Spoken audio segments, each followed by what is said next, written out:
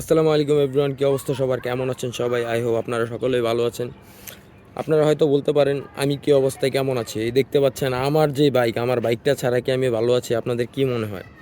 আপনারা এখন বলতে পারেন ভাই আপনার কি হয়েছে, আপনি অনেক দিন যাবত স্টান্ট করেন না, আপনার বাইকের কি হয়েছে? আমার বাইকের ভাই অনেক প্রবলেম যার কারণে আমি স্টান্ট, অনেকে বলবে যে রবিন ভাই স্টান্ট করেন, স্টান্ট কি ছাইরা দিছে নাকি? আসলে অ্যাকচুয়ালি ব্যাপারটা এরকম না, আমি স্টান্ট ছাড়ি নাই, বাট স্টান্টে খুব কামিং সুন ব্যাক করব।